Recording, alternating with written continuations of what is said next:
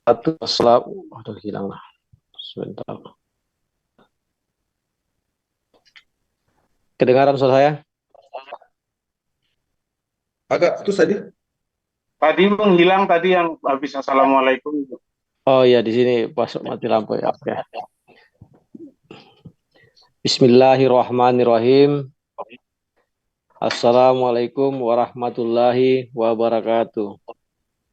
Alhamdulillahi rabbil alamin. Wassalatu wassalamu ala asrafil anbiya'i wal mursalin wa ala alihi wa ashabi ajmain amma ba'd. Rabbi syrahli sadri wa yassirli amri wahlul uqdatan min lisani yabgahu qawli. Asyhadu an la ilaha illallah wa asyhadu anna Muhammad Rasulullah. Segala puji bagi Allah, Tuhan semesta alam. Kita kembali bertemu di pertemuan yang keempat ya, dalam kajian Kristologi dalam pandangan umat Islam. Kembali kami tekankan lagi mengenai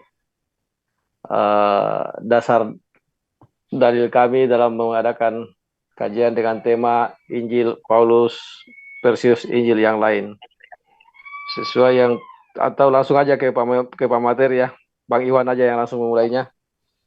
Silakan Bang Iwan. Terima kasih Bang Awi. Assalamualaikum warahmatullahi wabarakatuh. Alhamdulillah, puji syukur kehadirat Allah Subhanahu wa taala. Malam hari ini kita kembali melakukan kajian kristologi terkait dengan tema yang sudah disampaikan oleh moderator tadi. Adapun yang menjadi dalil untuk mendorong kita melakukan kajian ini sebagaimana dijelaskan dalam Quran Al-Maidah ayat 15. Hai ahli kitab, sesungguhnya telah datang kepadamu Rasul kami, menjelaskan kepadamu banyak dari isi kitab yang kamu sembunyikan, dan banyak pula yang dibiarkannya. Sesungguhnya telah datang kepadamu cahaya dari Allah dan kitab yang menerangkan. Dengan kitab itulah Allah menunjuki orang-orang yang mengikuti keridaannya ke jalan keselamatan, dan dengan kitab itu pula Allah mengeluarkan orang-orang itu dari gelap gulita kepada cahaya yang terang benderang dengan seizinnya, dan menunjuki mereka ke jalan yang lurus. Ya, surat Al-Maidah ini tentu telah memberikan informasi kepada kita bahwa ahli kitab yang dimaksud adalah orang-orang Yahudi dan Nasrani. Ya, sebagaimana tentu dijelaskan oleh banyak tafsir bahwa Al-Quran datang untuk menjelaskan terkait dengan isi Alkitab yang terdahulu, terdapat yang disembunyikan dan ada pula yang dibiarkannya. Dalam tafsir seperti dijelaskan dalam tafsir Syekh Dr. Salih bin Abdullah, ya, Imam Masjidil Haram, wahai orang-orang ahli kitab dari kalangan Yahudi yang memiliki kitab suci Taurat dan orang-orang Nasrani yang memiliki kitab suci Injil, pesan kami telah datang kepada kalian Muhammad SAW yang menerangkan banyak hal yang dahulu kamu sembunyikan dari kitab suci yang diturunkan kepada kalian.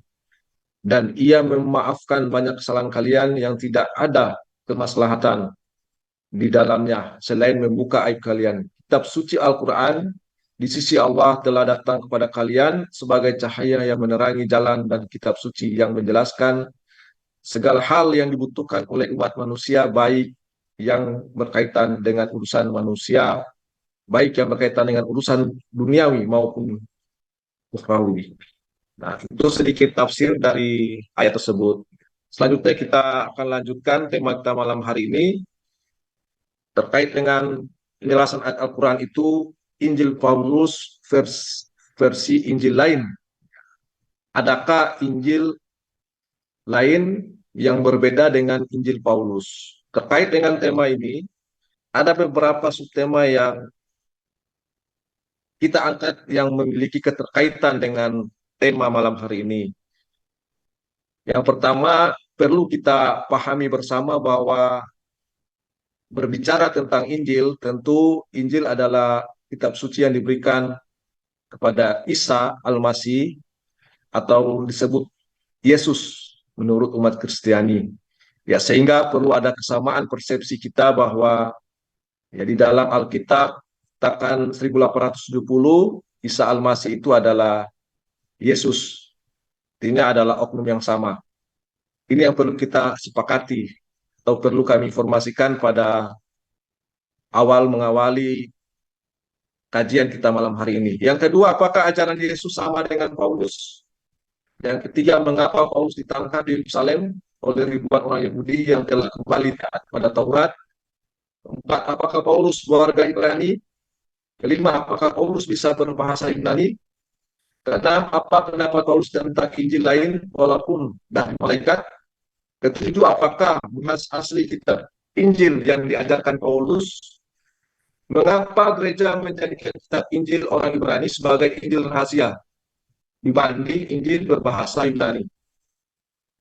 Apa yang menyebabkan Injil bahasa Yunani menjadi kanon, sedangkan Injil orang Ibrani menjadi Injil rahasia atau trik?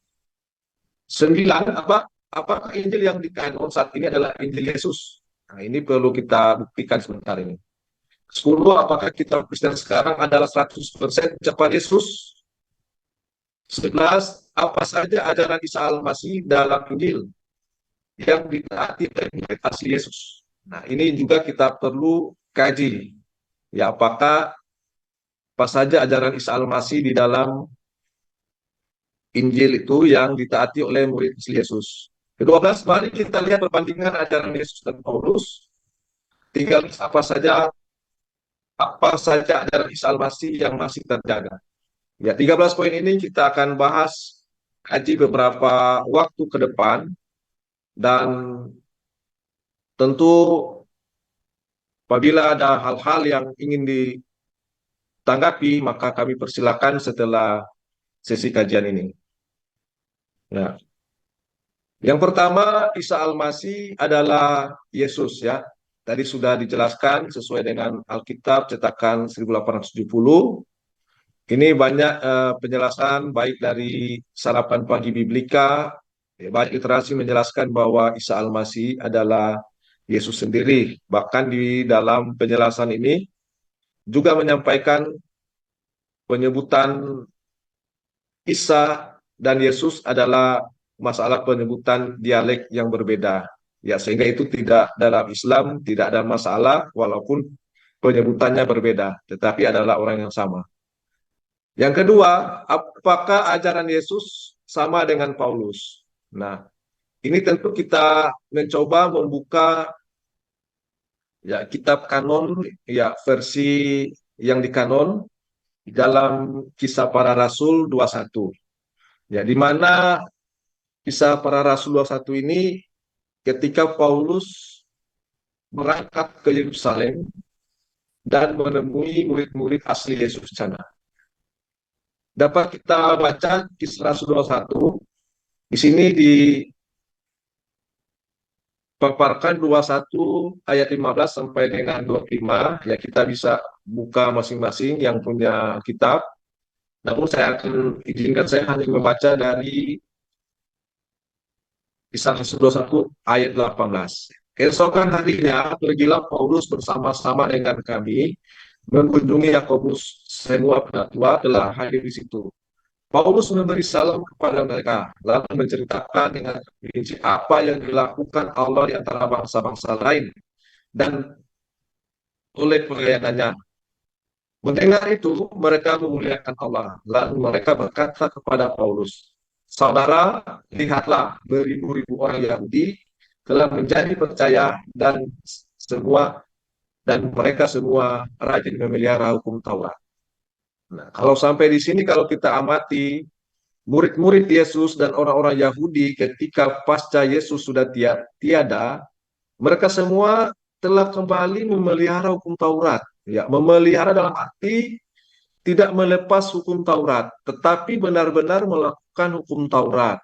Ya, bukan seperti pengakuan yang saat ini dalam tafsiran umat Kristiani bahwa memelihara hukum Taurat itu artinya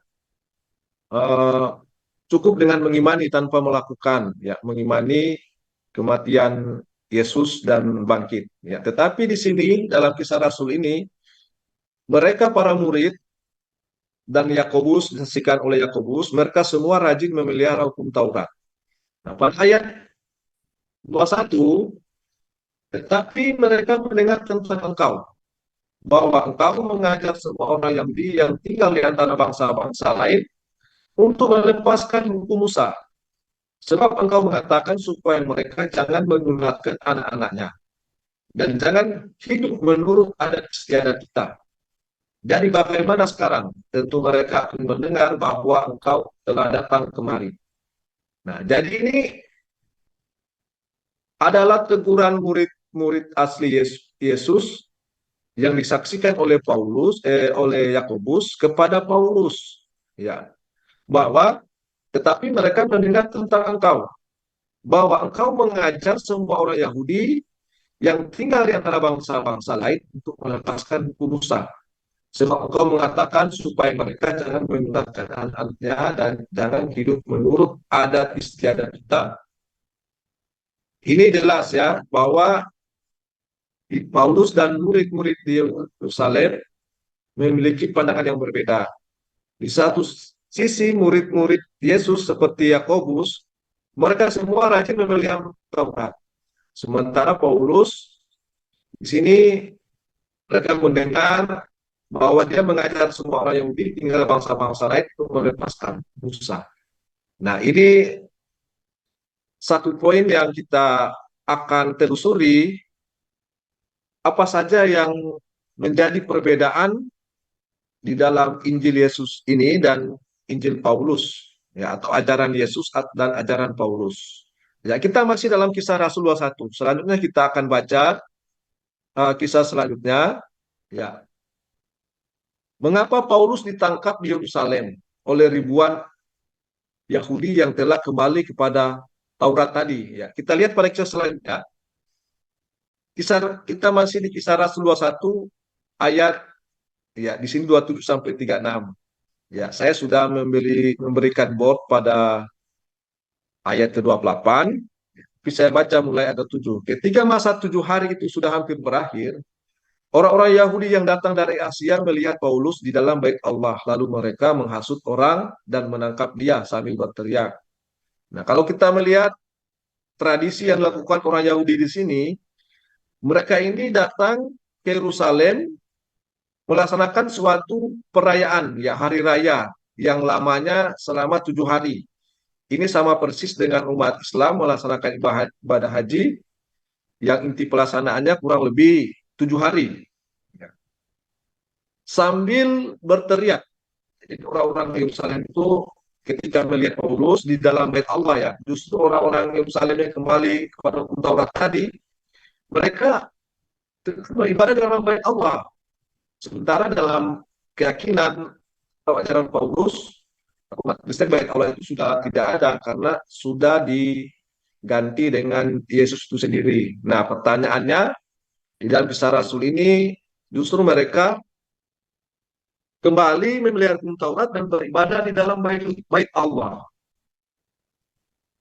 sambil berteriak, "Hai orang-orang Israel, tolong, inilah orang yang mana-mana mengajar semua orang untuk menentang bangsa kita dan menentang hukum Taurat dan tempat ini."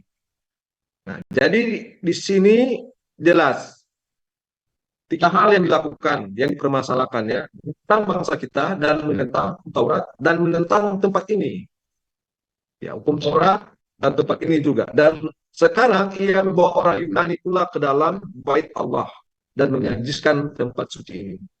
Nah, jadi orang-orang yang memelihara hukum Taurat itu tetap berada di dalam bait Allah untuk beribadah, ya. Kemudian kita dapat lihat juga di dalam kisah selanjutnya, dengan kehadiran Paulus ini, artinya kita dapat melihat mengapa ada perbedaan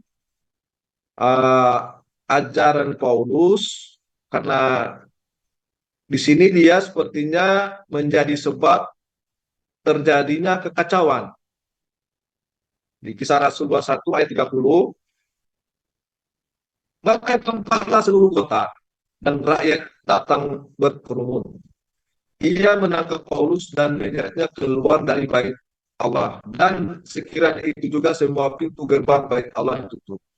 Nah, ini seluruh kota Yerusalem gempar. Bahkan Paulus diseret keluar dari bait Allah. Bait Allah pun langsung ditutup. Dari sini kita sudah bisa melihat Yakobus dan murid-murid tadi, mereka tidak menunjukkan ajaran atau sebagaimana menuhankan Yesus di sana, ya, karena mereka di dalam bait Allah untuk beribadah kembali pada hukum Taurat. Sementara mereka merencanakan untuk membunuh dia, sampai kabar kepada kepala pasukan bahwa seluruh Yerusalem gempa. Nah, pertanyaannya, di manakah orang-orang Kristen yang memiliki ajaran sama dengan Paulus?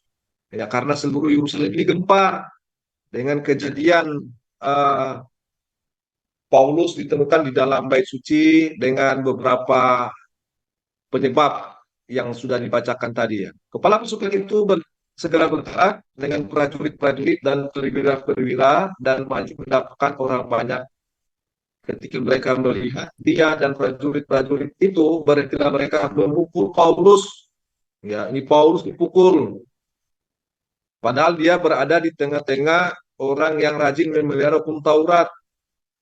Di manakah orang Kristen yang sama ajarannya dengan Paulus? Ya, kalau sama, maka Paulus tidak akan dipukul. Ya, tetapi ayat 34, tetapi dari antara orang banyak itu ada yang meneriakan kepadanya, ini ada pula yang menyediakannya itu. Dan oleh karena keributan itu, ia tidak dapat mengetahui apakah yang sebenarnya terjadi. Nah, ini jelas ya, sampai pada kisah selanjutnya, sampai terjadi kekacauan atau gempar seluruh Yerusalem. Ya, kita masih lihat di kisah selanjutnya agar kita bisa memulai melihat adanya perbedaan ajaran Paulus, Yesus dan murid-murid Yesus yang ada di Yerusalem. Ya, Paulus diseret ya keluar dari bait Allah dan seketika itu juga semua pintu gerbang Allah ditutup. Ya, apakah Paulus warga Ibrani?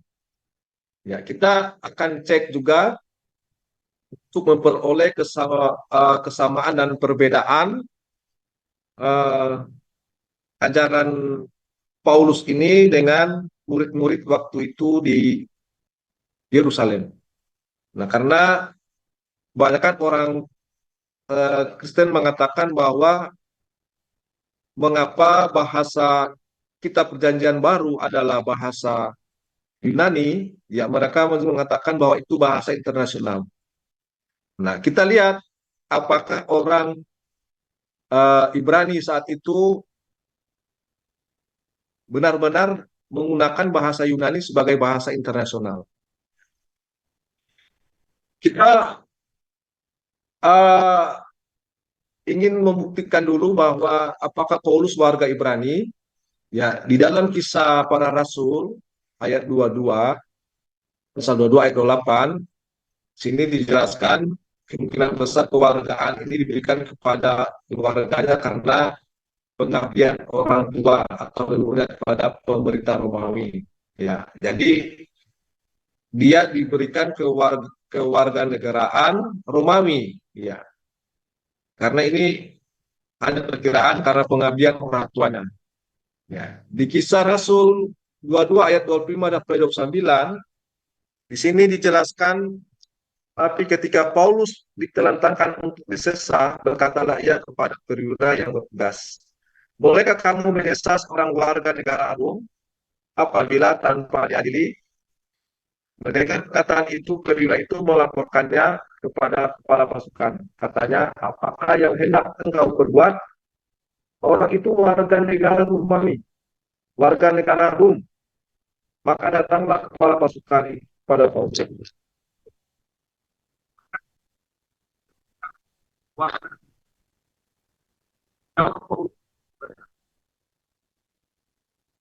Lalu pekerjaan sendiri dari aku punya pasti akan selanjutnya. Maka mereka yang Ya, gerak Paulus yang dia kasih orang. Sampai di sini tentu kita sudah mulai melihat kewarganegaraan Paulus ini adalah warga Romawi.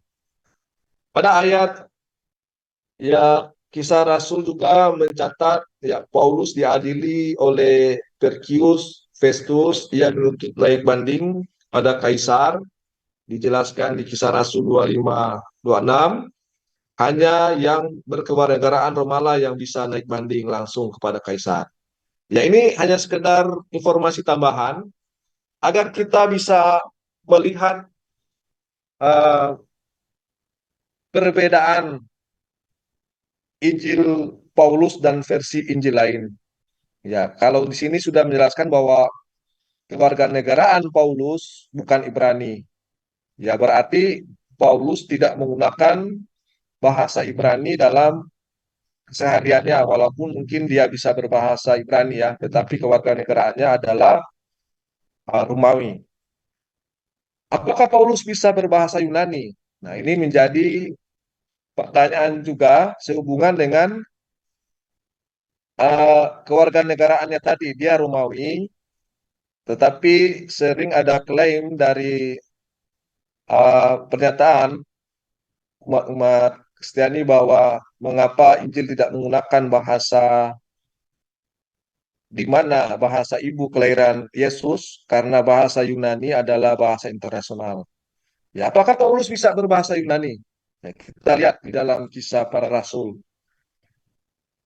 Kisah Para Rasul 21, ketika dalam perikop Paulus meminta izin berbicara, ketika Paulus hendak dibawa masuk ke markas, ia berkata kepada kepala pasukan itu, "Bolehkah aku mengatakan sesuatu kepadamu?" Jawabnya, "Tahukah engkau bahasa Yunani?" Jadi di sini kita dapat melihat bahwa orang-orang di zaman itu sebetulnya tidak menggunakan bahasa Yunani secara keseluruhan, tetapi mereka menggunakan bahasa Ibrani. Sehingga kita dapat menjadi tanda tanya besar, mengapa kitab Injil yang diajarkan Paulus ini bukan berbahasa Ibrani tetapi bahasa Yunani. Sampai di sini mungkin kita sudah bisa menangkap dan melihat bahwa perbedaan itu akar masalahnya dari mana. Nah, kita masih akan melakukan kajian lebih lanjut terkait dengan kisah-kisah ini. Ya, apakah Paulus bisa berbahasa Yunani? Maka di sini sangat jelas bahwa Paulus itu bisa berbahasa Yunani. Ya, apa pendapat Paulus tentang Injil yang lain? Ya, walaupun dari malaikat. Nah, dengan keahlian Paulus tadi, dengan di mana pada kisah Rasul tadi kita dapat membaca di kisah Rasul 21 bahwa adanya perbedaan pandangan antara Paulus dan murid-murid asli Yesus, Yakobus, dan orang-orang Yerusalem waktu di zaman itu. Kita sudah dapat melihat adanya perbedaan ketika Paulus hadir di Yerusalem. Maka kita pun dapat melihat di dalam kisah para rasul 21 tadi, kita bisa membaca di surat-surat Paulus di dalam Galatia 1 ayat 6 dan seterusnya. Ya. Di mana pernyataan Paulus pada Galatia 1 ayat 6, di sini sebenarnya sudah kita bisa melihat bahwa di zaman Paulus itu sebetulnya Paulus memiliki Injil dan sebenarnya di zaman itu juga ada Injil yang lain. Ya. Kita coba membaca, ini menjadi pertanyaan kita pada Galatia 1 ayat 6. Aku heran bahwa kamu begitu lekas berbalik daripada Dia, yang oleh karena karunia Kristus telah memanggil kamu dan mengikuti suatu Injil lain yang sebenarnya bukan Injil. Jadi orang-orang Galatia ini sudah tidak mengikuti Injil yang diajarkan oleh Paulus, tetapi mereka sudah mengikuti ajaran Injil yang versinya berbeda dengan versi Paulus. Ya, kalau kita melihat apa yang terjadi di Yerusalem di Kisah Rasul tadi, yang jelas mereka memiliki ajaran yang berbeda seperti yang Paulus ajarkan. Ya, para murid Yakobus dan orang-orang Israel telah kembali kepada hukum Taurat. Nah, di sini dapat dengan jelas di Galatia 1 ini, ya, Paulus merasa heran bahwa mereka mengikuti suatu Injil lain yang sebenarnya bukan Injil menurut Paulus, ya. Hanya ada orang yang mengacaukan kamu dan yang bermaksud untuk memutarbalikkan Injil Kristus. Ya, jadi inilah Injil yang diajarkan Paulus yang dia namakan Injil Kristus. Ya, sementara ketika dia di Yerusalem, ya dia diseret keluar dari bait suci, bahkan seluruh Yerusalem gempar karena mereka kembali memelihara hukum Taurat. Ya, tentu mereka lebih mengenal Injil yang diajarkan oleh Yesus.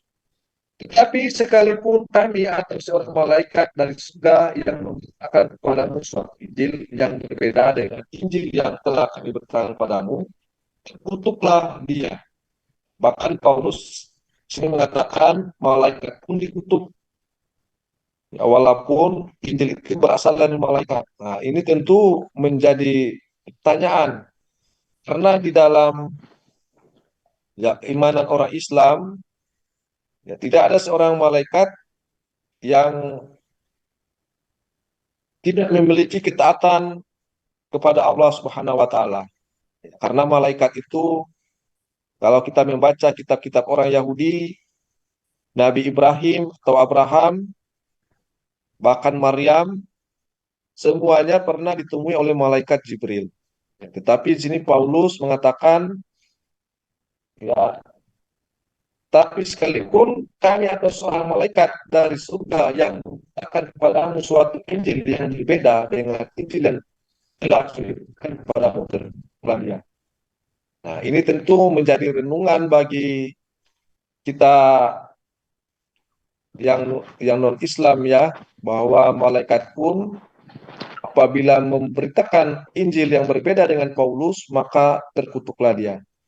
Nah, ini tentu kita sudah dapat membandingkan atau lebih jelas mengapa ada pertentangan Paulus dan Yakobus dan murid-muridnya di Yerusalem ketika Paulus ke Yerusalem. Karena Injil Paulus ini berbeda dengan, tidak sama dengan suatu Injil lain. Ya, di sini berarti di zaman itu sudah ada Injil lain. Nah, tentu kita berpikir apakah Injil lain ini masih terbawa pada abad-abad selanjutnya atau memang sudah tidak ada. Apakah masih terbawa, maka apakah Injil itu diakui atau tidak diakui, atau Injil terlarang atau diapokrifkan. Tentu ini menjadi kajian kita malam hari ini terkait dengan tema yang sudah kita jelaskan di atas. Ya, sebelum aku menjelaskan kepadamu bahwa Injil yang diceritakan ini bukanlah Injil manusia, karena aku bukan menerima dari manusia, dan bukan manusia yang mengajarkan kepadaku. Nah, ini pertanyaan juga, kalau Paulus mengatakan bahwa Injil yang kuberitakan itu bukan Injil manusia, karena aku bukan menerima dari manusia, dan bukan manusia yang menceritakannya, aku lantas dari siapa? Siapa yang mengajarkan kepada Paulus? Ya. Sedangkan Isa Al-Masih saja, ya, dia mendapatkan perintah dari Allah. Nah, sementara Paulus mengatakan bukan dari manusia. Siapa yang mengajarkan Paulus tentang Injil yang diciptakan ini? Nah, ini sehingga perlu kita pertanyakan agar kita dapat melihat sebenarnya pertentangan dan perbedaan adanya suatu Injil lain yang sudah ada di zaman Paulus. Selanjutnya kita next ya di dalam penjelasan atau materi kita malam hari ini, ya kita juga perlu mengetahui apakah bahasa asli kitab Injil yang diajarkan oleh Paulus. Ya, maka sebenarnya sudah kita jelaskan tadi bahwa bahasa aslinya adalah bahasa Yunani. Ya, di dalam sarapan pagi Biblika bahkan di sini menjelaskan bahwa di sinagog di Nazaret Yesus Kristus membaca kitab Yesaya dari Septuaginta. Nah, ini tentu perlu ada pembuktian, berarti ketika di zaman Yesus itu Septuaginta itu berbahasa Yunani. Ya, bahasa Ibrani-nya ada di mana? Ya, apakah Yesus sudah tidak memiliki bahasa asli Ibrani sehingga dia membacakan terjemahan dari bahasa Ibrani?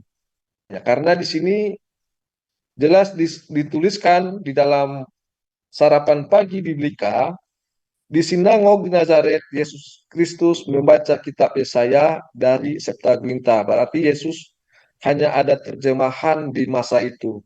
Ya, tidak ada bahasa asli Ibrani lagi. Ya, jadi ini juga menjadi bahan eh, pemikiran ya dari kalangan Kristiani, di mana kitab asli yang berbahasa Ibrani itu. Ya, ini sekilas informasi saja menambah literasi kita tentang bahasa yang digunakan kitab Perjanjian Baru. Kemudian yang menjadi pertanyaan kita selanjutnya juga, mengapa gereja menjadikan kitab Injil orang Ibrani sebagai Injil rahasia? Ya, kitab Injil Ibrani ini salah satu Injil yang diapokrifkan dibanding Injil yang berbahasa Yunani. Ini ada 41 daftar Injil apokrif, di antaranya ada Injil orang Ibrani. Ya. Tetapi Injil ini sangat sayang sekali mengapa dimasukkan, dikelompokkan dalam Injil apokrif yang dilarang dibaca oleh gereja. Ya, dibanding dengan Injil berbahasa Yunani yang diajarkan Paulus. Oke, Ya, sebenarnya dalam Bang Injil, Iwan, sebentar interupsi ya, dulu. Oke, sebelum lanjut ke ini berikutnya, ini suaranya Bang Iwan agak kadang-kadang hilang. Bagaimana di Pak Agus? Apakah jelas suaranya Bang Iwan? Soalnya di saya kadang-kadang hilang ini.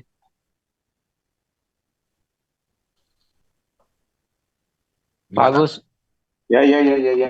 bagaimana suaranya Bang Iwan di Pak Agus? Apakah jelas? Oke, jelas, jelas. Jelas ya. Soalnya kadang-kadang hilang di tempat saya. Berarti Iya, ini sempat ada hilang. cepat hilang ya. Soalnya kadang-kadang saya robot. Oke, Bang Iwan, sebelum masuk ke poin ke-8, kita iklan dulu bahwa Iya, baik. pada Silakan. acara ini kajian Kristologi dalam pandangan Islam modern saat ini disiarkan secara live di Penunggang Kuda Channel dan akan di-reupload di keesokan harinya di channel ISDN Studio, Ngaji Metal Channel, saluran online, dan Kristologi Islamologi Channel.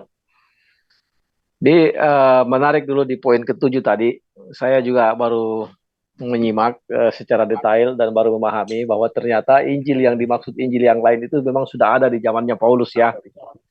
Kebanyakan saya mendengar orang Kristen belakangan ini mengatakan Injil yang lain itu katanya Injil yang akan datang setelah Paulus.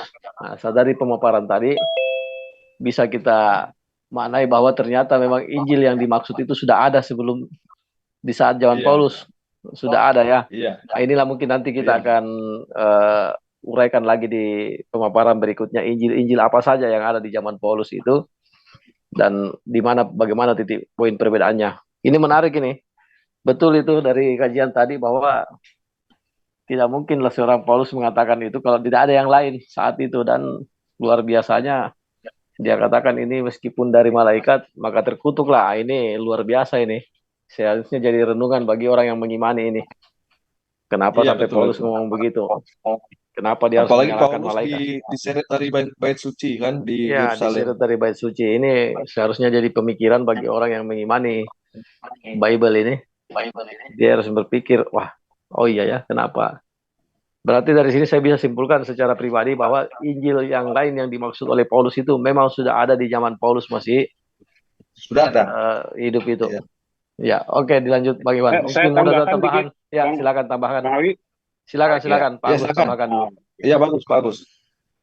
Assalamualaikum warahmatullahi wabarakatuh. Waalaikumsalam warahmatullahi wabarakatuh. Menarik sekali ya, terutama di ayat berapa sih Al-Maidah. Bisa ditarik mundur sedikit Bang Ikhwan ke Al-Maidah yang pertama. Ya, pertama. Ya, Al-Maidah ayat 15 ini. Mungkin terjemahannya ya, saya baca ulang. Hai ahli kitab, sesungguhnya telah datang kepadamu Rasul kami, menjelaskan kepadamu banyak dari isi Alkitab yang kamu sembunyikan. Nah ini, ternyata jadi tidak salah bahwa ketika ayat ini mengatakan artinya eranya Rasulullah itu sudah menunjukkan bahwa banyak kitab-kitab yang disembunyikan, ya. Jadi jangan heran nanti di ayat lain bagaimana tentang bagaimana Isa itu membuat mainan burung ya, yang dihidupkan. Kemudian ada beberapa lagi tentang ya seperti yang sudah dibahas sebelumnya, yaitu bahwa sebenarnya Isa itu tidak disalib, ya tidak disalibkan. Itu semuanya ada di Injil Apokrifa. Jadi Injil yang disembunyikan. Yang disembunyikan. Iya, Injil yang kamu sembunyikan itu. Ya, jadi memang Al-Quran sekali lagi satu berita rahasia. Berita rahasia artinya yang membongkar sesuatu yang mereka sembunyikan. Iya. Kemudian diperlihatkan oleh Allah bahwa ini loh sebenarnya yang benar, yang kamu sembunyikan itu, gitu kan? Iya, betul. Ternyata Al-Quran sudah mengangkat tentang Injil-Injil Apokrifa itu. Ya. Kembali lagi, Apokrifa itu bukanlah genostik ya. Walaupun kadang mereka mengatakan ini Injil genostik, bisa jadi itu adalah sebuah Injil Apokrifa. Gitu. Iya. Apokrifa. Betul. Ya, oke. Iya. Itu aja tambahan dari saya. Jadi ini kajiannya sangat menarik. Lanjutkan Bang Iwan. Oke. Iya, terima kasih ya. Jadi di Al-Maidah ini luar biasa ya, bahwa menjelaskan kepadamu banyak dari isi Alkitab yang kamu sembunyikan. Maka kita di poin ke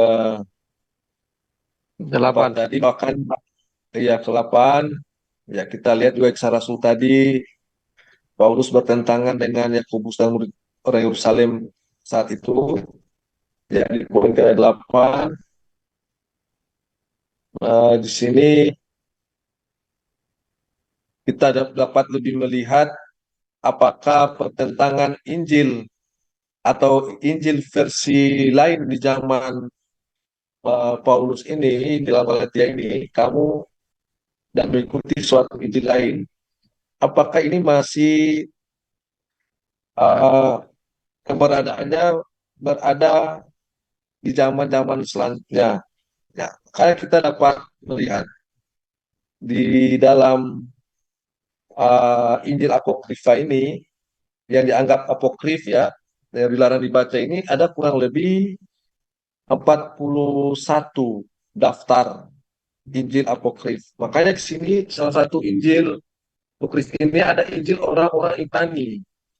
Ya, di sini jadi pertanyaan mengapa Injil orang Ibrani ini yang sangat mengetahui tentang keberadaan Yesus ini, dia dianggap apokrif dibanding dengan yang berbahasa Yunani. Ada Injil Maria, ya.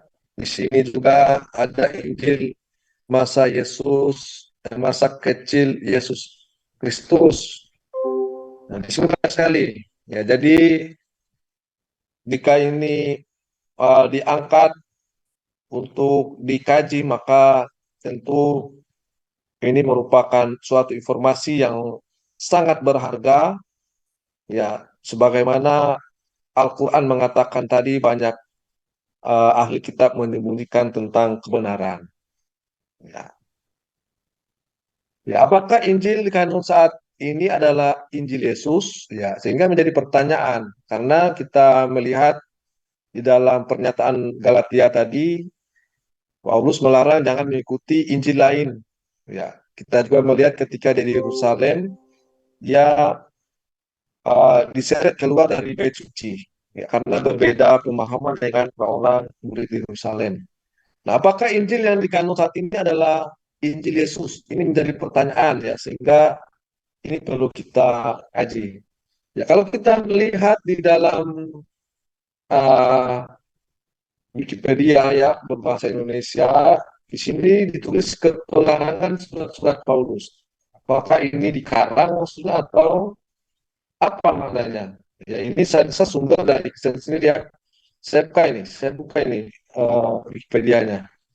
Mudah-mudahan bisa bisa muncul di layar. Ya. Muncul di layar, Pak Wi. Pak Wi bisa muncul ya. Ya, muncul di layar ini, muncul. Ya. Jadi apakah Injil saat ini adalah Injil Yesus? Nah, kalau kita tahu dalam Injil kanon ini, sini terdapat surat-surat Paulus dalam sebutan untuk kumpulan 14 kitab dalam Perjanjian Baru. Alkitab Kristen yang secara tradisional diyakini ditulis oleh Paulus. Ya, meskipun ada keraguan bahwa surat Ibrani yang tidak membuat nama penulis. Ya, di sini ada surat Roma, surat Korintus, ya, surat Paulus pada jemaat Korintus, surat Paulus di Galatia, surat Filipi, Tesalonika, Filemon, Efesus. Nah, apakah ini yang Paulus masukkan tadi yang dia tidak dapatkan dari manusia? Ya, sementara ini semua yang surat-suratnya yang dimasukkan di dalam kitab Injil itu sendiri.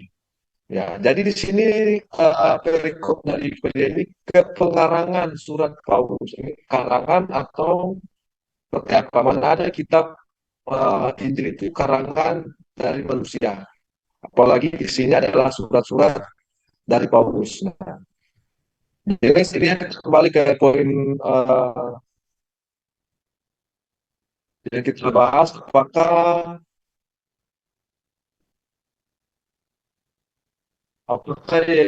Injil ini adalah Injil Yesus? Maka kita sudah melihat bahwa sebagian besar yang di dalam uh, kitab Paulus ini hampir sekian persen, ya berapa persen ya Pak Uya, adalah surat-surat dari Paulus. Maka di sini itu kita tanyakan apakah Injil yang dikandung saat ini adalah Injil Yesus, maka kita melihat didominasi oleh surat Paulus. Nah, bagaimana dengan kita Matius, Lukas, Yohanes? Semua itu adalah Injil Yesus. Nah, kita juga dapat melihat di dalam uh, Yesus Seminar ini sumber Alkitab sendiri ya. Dari sini kita bertanya apakah kitab Kristen sekarang ada 100% ucapan Yesus, maka di Yesus Seminar ini dijelaskan, bisa baca Pak Wid, atau perlu saya buka datanya? Ya, gimana terbaca? Yang mana yang perlu dibaca? Ya. Sini ini data sumber Alkitab ya. Di sini beberapa tahun terakhir, mereka telah mencapai pada suatu kesimpulan bahwa Yesus tidak pernah mengatakan sebanyak 82%. Ya, dari apa ya, kita Injil kan mencatat sebagai katanya. Sedangkan sisanya 18% masih diragukan pula. Jadi di dalam Yesus Seminar ini, mereka menetapkan perkataan Yesus dalam Alkitab itu hanya 18%. Tetapi 18% itu masih diragukan pula. Ya, ini sungguh luar biasa ya, mengagetkan nih. Ya, 18% ini masih diragukan. Ya, mereka cukup hebat, adalah terbitnya buku The Five Gospel. Ya, ini mengungkapkan kitab Injil kelima yang perlu dimasukkan ke dalam kanon, di samping ke Injil lain, yaitu Injil Thomas. Nah, itu yang saya katakan tadi. Ya, dari hasil seminar ini, mereka mengusulkan Injil Thomas bisa masuk. Nah, makanya jangan sembarang mengatakan itu apokrif. Makanya itu Injil rahasia yang sebenarnya di situ memiliki banyak informasi yang sangat berguna bagi para pencari kebenaran. Ya, tetapi kalau umat Islam sendiri sudah jelas bahwa Allah sendiri menyatakan apa yang Allah lakukan kepada nabi-nabi terdahulu, termasuk Nabi Isa Al-Masih. Nah, di sini seminar mengusulkan Injil Thomas dimasukkan menjadi Injil yang kelima. Bahkan sebagian mereka mengatakan Yesus sesungguhnya lebih merupakan pengkritik sosial seperti Sokrates daripada anak Allah dan pemerintah kerajaan Allah. Nah, ini suatu yang mengejutkan. Ini sumber datanya bukan dari orang Islam, tapi orang Kristen sendiri. Ya. Kemudian sini jelas ya, di dalam Alkitab itu ada kode-kode yang digunakan. Ya, saya baca ya. Secara khusus, kode-kode yang mereka gunakan ya, secara khusus bagian-bagian kadang-kadang sebelum berikut, kadang dapat satu atau dua kata yang enak diwarnai. Warna merah berarti Yesus mengatakan hal tersebut. Paling tidak suatu sangat mirip dengannya asli. Jadi dalam Alkitab itu, mereka memberi tanda warna merah. Itu berarti termasuk dalam 18% yang diakui ucapan Yesus. Ya, sesuatu sangat mirip dengannya. Ya, selanjutnya, merah muda menandakan sedikit kepastian tentang keautentikan perkataan itu. Ya, mungkin asli, tidak. Ya, kemudian abu-abu pada keraguan, mungkin tidak asli. Kemudian dan hitam berarti teks tersebut berasal dari sumber lebih awal atau kemudian namun bukan dari Yesus, tidak asli. Nah, jadi kita dapat membuka Injil itu ada warna-warna yang dimaksud di dalam Yesus Seminar ini. Hanya yang berwarna merah itu sangat sedikit sekali. Dan itu pun pas ke autentikannya masih diragukan juga. Makanya dengan membaca catatan-catatan Paulus tadi, jelas ada Injil lain yang sudah ada di zaman Paulus yang sampai saat ini juga kita mengenal ada Injil apokrif. Bahkan di seminar Yesus Seminar ini mereka mengusulkan Injil Thomas ini dimasukkan sebagai Injil kelima. Ya, silakan Pak Awi, Pak Agus bisa mengomentari ini karena ini juga penting untuk dikomentari. Silakan. Silakan Pak Agus, mungkin ada yang mau tambahkan? Ya, ya, ya, ya. Ya, kalau mengenai Yesus Seminari itu sudah dibahas luar biasa oleh para pakar-pakar kristologi. Tinggal bagaimana umat Kristen sendiri untuk mempertimbangkannya.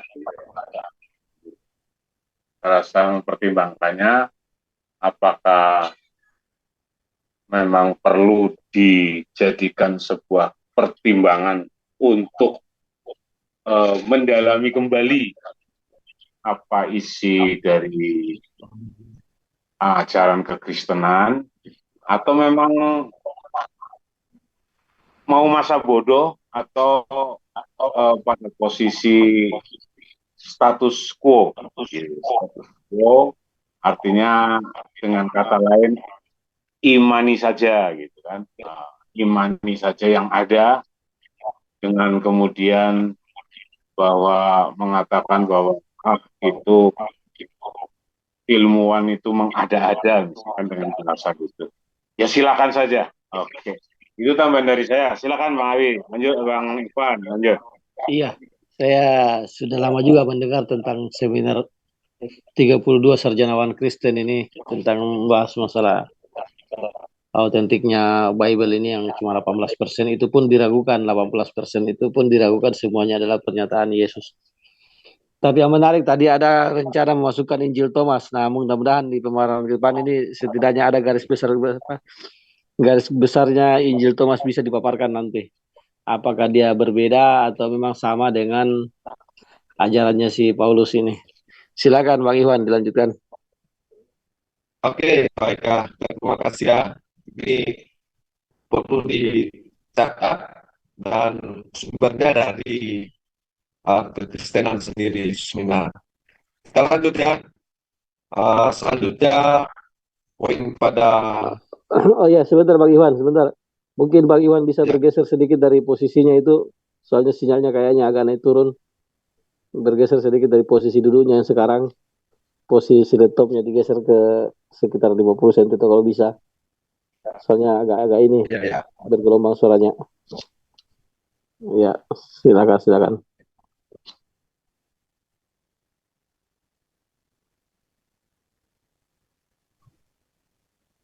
Oke, ya, ya. Tentu ini mulai tadi bahwa Oh ini tambah parah kembali ke tadi aja. Tambah parah suaranya nih. oke, terkait dengan adanya Yesus seminar tadi kita sudah melihat 18% saja yang diakui sebagai Injil Yesus, dan kemudian dari data yang kita tampilkan tadi juga uh, sebagian besar adalah surat Paulus. Nah, mungkin menjadi pertanyaan kita selanjutnya, di dalam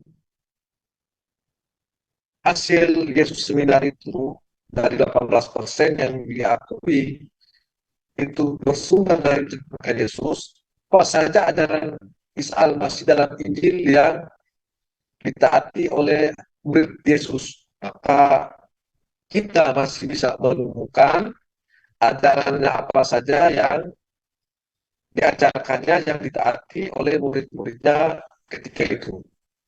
Kita coba mengambil ya dari yang bergaris merah. Ya, Pak Awi, kita ambil yang garis merah. Kalau yang hitam, ya kita tidak berani karena Yesus benar mengatakan bahwa itu tidak asli. Ya, di dalam yang diberi warna garis merah ini, di sini Yesus mengatakan, janganlah kamu menyangka ya bahwa aku datang untuk menegakkan hukum Taurat ucapkan tadi. Aku datang bukan untuk menegakkannya, melainkan menggenapinya. Karena aku berkata kepadamu, sungguhnya selama belum lenyap langit dan bumi ini, sang kita atau satu titik pun tidak akan ditiadakan dari Taurat sebelum semua terjadi. Nah, pernyataan ini bukan kiasan, tetapi ini benar-benar pernyataan Yesus. Karena di ayat Matius 5:9 di sini ada ancaman. Karena itu siapa yang meniadakan salah satu perintah hukum Taurat, sekalipun yang paling kecil, dan mengajarkannya demikian kepada orang lain, ia akan menduduki tempat yang paling rendah di dalam kerajaan surga. Tapi siapa yang melakukan dan mengajarkan segala perintah-perintah hukum Taurat, ia akan menduduki tempat yang tinggi di dalam kerajaan surga. Nah, ini jelas ya, ancamannya sekecil apapun diajarkan kepada orang lain, akan berada paling rendah di kerajaan surga. Jadi ini diakui sebagai ucapan Yesus, yang bukan hanya sekedar kiasan, tetapi ini benar-benar akan ajaran Yesus yang diimani oleh murid-muridnya ketika itu, sehingga ketika Paulus datang, Paulus pun diseret dari bait suci. Ya, bila kita kembali tekan ya, Kisah Rasul 21 ayat 20 sampai ayat 22. Ya, di sini mereka menegur Paulus, Kisah 21 ayat 21. Tetapi mereka mendengar tentang engkau, bahwa engkau mengajar semua orang Yahudi yang tinggal di antara bangsa-bangsa lain untuk melepaskan Musa. Nah, hukum Musa yang mana? Yang hukum Musa yang ini, hukum Taurat. Ya, kata Yesus sekali. Pun yang paling kecil dan mengajarkan sedikit kepada orang lain, ia akan menduduki tempat yang paling rendah di dalam kerajaan surga. Nah, ini kalau ditegur oleh murid-murid Yerusalem. Sebab engkau mengatakan supaya mereka jangan menunaikan anak-anaknya dan jangan hidup menurut adat istiadat kita. Supaya di sini tentu kita sudah bisa melihat bahwa ajaran Yesus di dalam bertulisan merah ini masih ada, tetapi tidak diimani oleh orang-orang Kristiani. Mengapa tidak diimani ini? Ya, justru di sini Paulus Yesus mengancam berada di menduduki tingkat yang paling rendah di dalam keadaan surga. Nah, ini menjadi pertanyaan dan pencerahan pemikiran buat orang-orang yang mengimani kitab ini ya. Ya, selanjutnya ini ajaran Yesus yang bergaris merah ini, ya kita akan melihat perbandingan juga dengan uh, ayat-ayat lain. Ya, di dalam Matius 19:17 ini juga ini merupakan ayat yang diberi tanda merah ya di dalam kitab Perjanjian Baru yang diyakini masih akan ucapan Yesus. Dengan Yesus, apakah sebabnya yang bertanya tentang apa yang baik? Hanya satu yang baik. Tetapi jika engkau ingin masuk ke dalam hidup, turutilah segala perintah Allah. Nah, perintah Allah itu apa saja? Ya, ada banyak. Tapi diantaranya ini ya. Bahkan di ayat selanjutnya, kata orang muda itu padanya, semuanya itu telah turuti. Apalagi yang masih kurang, kata Yesus kepadanya, jikalau engkau hendak sempurna, pergilah jualah segala milikmu dan berikanlah itu pada orang miskin, maka engkau akan beroleh harta di surga. Kemudian datanglah kemari dan ikutilah aku. Jadi di sini Yesus mengajarkan pada ketiga itu agar sedekah. Pergilah jualah segala milikmu dan berikanlah itu kepada orang miskin. Maka engkau akan beroleh harta di surga. Nah, cara seperti inilah apakah diimani oleh umat yang mengaku mengimani ajaran Yesus yang bergaris atau diberi tinta merah ini. Mengimani yang diberi tinta hitam atau abu-abu. Ya, sebenarnya ini sangat jelas ya. Yesus mengajarkan seperti ini ya, hormatilah ayahmu, ibumu, hasil sama manusia, bila jual segala milikmu dan berikan itu kepada orang miskin. Nah, ini sedekah. Kalau Islam ini sangat paham dengan ajaran sedekah memberi makan kepada orang miskin. Mari kita lihat membandingkan ajaran Yesus dengan Paulus ya. Kita lihat ajaran Yesus hanya Allah untuk kita.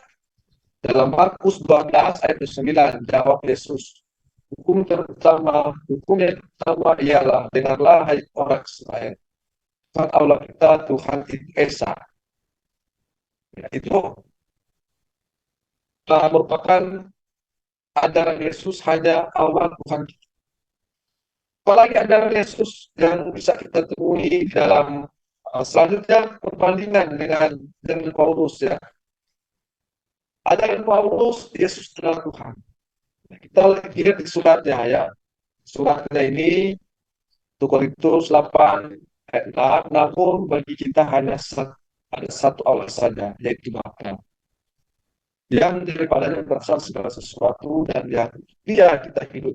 Dan satu Tuhan saja, yaitu Yesus Kristus, yang olehnya segala sesuatu telah dijadikan dan yang karena dia kita hidup. Ini ajaran Yesus, hanya Allah Tuhan kita. Ajaran Paulus, Yesus Tuhan. Sini jadi pertanyaan yang mana harus diikuti, apakah yang tinta merah atau tinta hitam yang sudah dijelaskan oleh Yesus seminar tadi. Dan apa saja ajaran Yesus yang tinta merah tadi. Tadi sudah dibacakan ya di dalam Matius 5:17, di dalam ayat 19. Karena itu siapa yang mengerjakan salah satu perintah hukum Taurat sekalipun yang paling kecil dan mengajarkannya kepada orang lain, ia akan menduduki tempat yang paling rendah di dalam kerajaan surga. Tetapi siapa yang melakukan dan mengajarkan segala perintah hukum Taurat, ia akan menduduki tempat yang tinggi di dalam kerajaan surga. Nah, ini adalah tergolong dalam kataan Yesus yang dianggap asli. Kalau dinyatakan Yesus seminar 18% perkataan Yesus itu. Nah, bagaimana pandangan Paulus menurut hukum Taurat? Taurat menurut Paulus, silakan baca di surat Paulus ya, Galatia 2 ayat 16. Kamu tahu bahwa tidak seorang pun yang dibenarkan oleh karena melakukan hukum Taurat, tapi hanya iman dalam Yesus Kristus. Sebab itu kami pun telah percaya pada Yesus Kristus supaya kami dibenarkan oleh iman dan Kristus dan bukan oleh melakukan hukum Taurat. Di sini Yesus mengatakan, sekalipun yang paling kecil dan mengajarkan demikian kepada orang lain, ia akan menduduki tempat yang paling rendah dalam kerajaan surga. Nah, mau mengikuti ajaran Yesus atau Paulus yang tinta merah atau hitam atau abu-abu? Di sini jelas pendengarannya berbeda kait dengan hukum Taurat. Nah, pertanyaannya masih adakah ajaran saja yang masih kita temui di dalam tinta merah yang dikatakan oleh Yesus seminar sebagai Yesus? Kita lihat ya, ajaran Yesus berdoa kepada Allah. Matius 26 ayat 39. Maka ia maju sedikit lalu sujud dan berdoa. Katanya, ya Bapakku, jika sekiranya mungkin, biarlah cawan ini lalu daripadaku, tetapi janganlah seperti yang kuhendaki, melainkan seperti yang engkau kehendaki. Nah, yang Yesus berdoa kepada Allah, ini masuk digolongkan ucapan Yesus yang diakui dalam Yesus seminar. Sedangkan yang menurut Paulus, ya kita lihat ya di sini sudah jelas bahwa perbedaannya Paulus mengatakan dan satu Tuhan saja, yaitu Yesus Kristus. Sementara di sini Yesus mengatakan ya bahwa untuk semua ialah dengan hai Israel, Tuhan kita Tuhan itu Esa. Ya, kemudian dia di sini ia maju sedikit lalu sujud dan berdoa. Nah, di sini sudah kita dapat melihat perbandingan ajaran Yesus dan ajaran Paulus. Nah, apa saja ajaran Isa Al-Masih yang masih terjaga? Kita lihat ya, selain tadi maksudnya masih terjaga. Di ajaran Yesus hanya Allah Tuhan kita. Ya, di dalam Al-Quran inilah yang masih uh, terjaga sebagaimana Allah telah mengatakan di dalam Quran Al-Maidah ayat 72 yang saya kita semuanya, ya, sesungguhnya telah kafirlah orang-orang yang kata sesungguhnya Allah adalah Al-Masih Maryam, padahal Isa Al-Masih sendiri berkata, hai Bani Israel, sembahlah Allah Tuhanku dan Tuhanmu. Sesungguhnya orang yang suka sesuatu dengan Allah, maka pasti Allah mengharamkan kepadanya surga dan tempatnya ialah neraka. Tidaklah ada bagi orang-orang lain itu seorang penolong. Dan Allah menjelaskan keberadaan Yesus di tengah-tengah Bani Israel, sebagaimana yang mengatakan tentang janganlah kamu menyangka bahwa aku datang untuk menjalankan Taurat atau kitab para nabi, aku datang bukan untuk menjadikan mereka untuk menghadapinya. Dalam Quran Al-Maidah ayat 46, dan kami iringkan jejak mereka nabi-nabi Bani Israel dengan Isa putra Maryam membenarkan kitab yang sebelumnya, yaitu Taurat, dan kami telah memberikan kepadanya kitab Injil, sedang di dalamnya ada petunjuk dan cahaya yang menerangi, dan membenarkan kitab yang sebelumnya, yaitu kitab Taurat, dan menjadi petunjuk serta pengajaran orang-orang yang bertakwa. Nah, jadi di sini sangat jelas bahwa ajaran para nabi, ya, Nabi Muhammad SAW dan Nabi Isa alaihissalam atau Yesus, mereka benar-benar mengajarkan tentang tauhid, dan Allah menurunkan Taurat dan Injil sebelum Al-Quran. Jadi inilah yang dimaksud dengan jalan yang lurus, bukan jalan yang berkelok-kelok atau bercabang-cabang. Ajaran Yesus jelas berdoa kepada Allah dan masih terjaga hari ini umat Islam sebagaimana yang diajarkan Nabi Muhammad SAW, hanya berdoa kepada satu-satunya Rabbul Alamin, Allah Subhanahu wa Ta'ala, Tuhan langit dan bumi. Ya. Ya, maka di dalam buku Al-Imran ayat 3, Al-Imran Quran 3 ayat 8, ya, Allah berfirman yang artinya, dan Allah akan mengajarkan kepada Alkitab, hikmah Taurat dan Injil, dan sebagai Rasul kepada Bani Israel yang berkata kepada mereka, sungguh aku telah datang kepadamu dengan membawa suatu tanda mukjizat dari Rabbmu, yaitu aku membuatmu dari tanah berbentuk burung, kemudian aku meniupnya, maka ia menjadi seekor burung dengan seizin Allah, dan aku menyembuhkan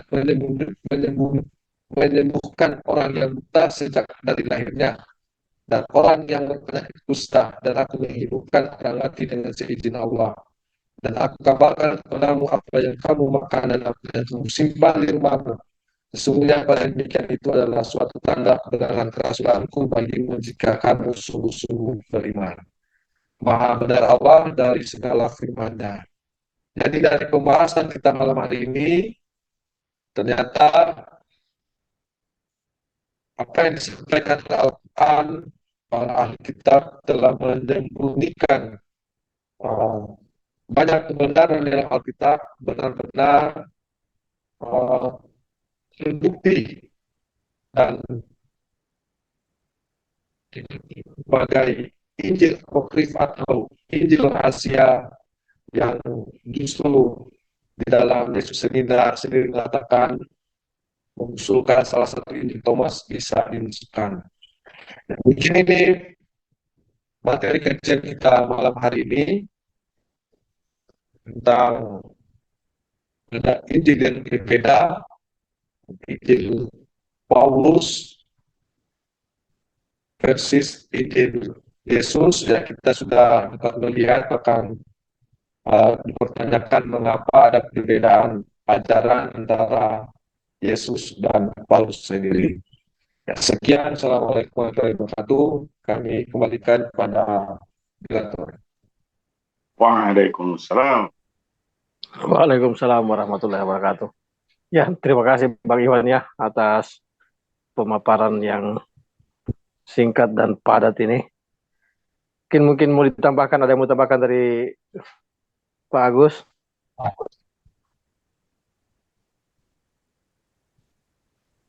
Ya, ya, ya.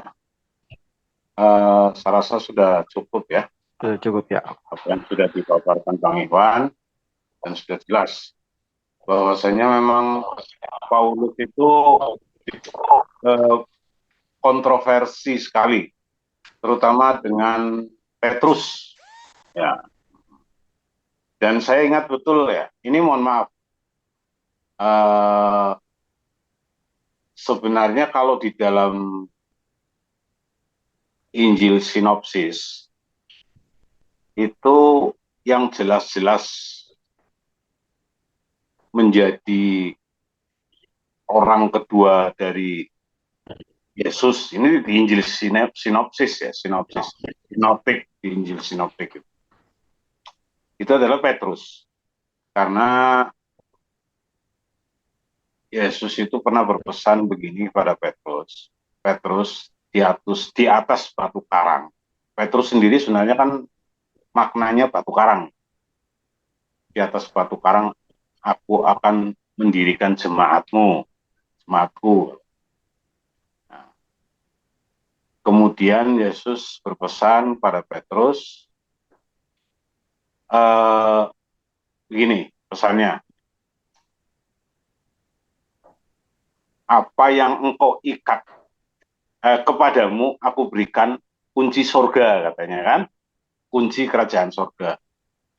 Apa yang engkau ikat di dunia maka akan terikat di sorga atau akhirat gitu. Kalau saya memahami itu maknanya bahwa apa yang kau perbuat di dunia maka itu akan mendapatkan balasan di akhirat, gitu kan? Kalau saya memaknainya begitu, tetapi mungkin dalam hermeneutikanya Kristen kan berbeda, gitu kan? Nah, kemudian juga bahwa Petrus itu adalah rasul bagi orang, atau bukan rasul, tapi ya kalau dalam terjemahan itu rasul, gitu kan? Tapi sebenarnya apa itu istilah bahasa ininya? Seorang yang diperintahkan oleh Yesus untuk kata Paulus itu Petrus adalah rasul bagi orang bersunat, begitu kan? Dan kita melihat bahwa terjadinya pertentangan antara penatua dan rasul-rasul penatua dan sahabat atau murid-murid Yesus yang senior, katakan 12 murid yang senior, itu adalah masalah sunat gitu. Artinya dalam hal ini Yesus itu tidak pernah mengajarkan penyebaran gospel kepada orang yang tidak bersunat. Kalau memang penyebaran gospel itu pada orang-orang tidak bersunat, jelas di dalam kisah para rasul tidak akan terjadi pertentangan, atau katakan Paulus tidak akan diadili oleh penatua, oleh murid-murid Yesus yang lain di situ. Artinya bahwa pengajaran tentang gospel atau Bible ini kepada orang-orang tidak bersunat itu adalah murni pengajaran pengajaran Paulus. Oke. Terima kasih. Itu aja tambahan dari saya. Oke, terima kasih Pak Agus. Sedikit lagi saya sekedar mengingatkan diri sendiri dan kepada semua yang menyimak acara ini bahwa ternyata apa yang kita bahas malam ini mengenai kitab yang disembunyikan 1400 tahun yang lalu, Al-Quran sudah menyebutnya dalam surat Al-Maidah, dalam surah Al-Maidah ayat 15 tadi sebagai pembuka acara ini. Bahwa ketika orang-orang Kristen sekarang mau membantah kebenaran Al-Quran, bahwa sebelum terekspos ini mengenai Injil Apokrif, ternyata Al-Quran sudah lebih dulu mengatakan mengapa kalian menyembunyikan sebagian dari kitab-kitab yang Allah firmankan kepada nabi-nabi sebelumnya. Oke, alhamdulillah kita sampai di penghujung acara ya dari kajian kita malam ini. Semoga bermanfaat, terutama tapi saya pribadi sangat merasakan manfaatnya ya. Banyak pengetahuan baru yang saya bisa dapatkan dari kajian kita ini bersama. Oke, saya tutup acara ini dengan doa majelis. Subhanakallahumma wa bihamdika asyhadu an la ilaha illa anta astaghfiruka wa atubu ilaih. Wabillahi taufiq wal hidayah. Wassalamualaikum warahmatullahi wabarakatuh. Waalaikumsalam warahmatullahi wabarakatuh. Assalamualaikum warahmatullahi wabarakatuh. Iya, kita tutup live-nya dulu.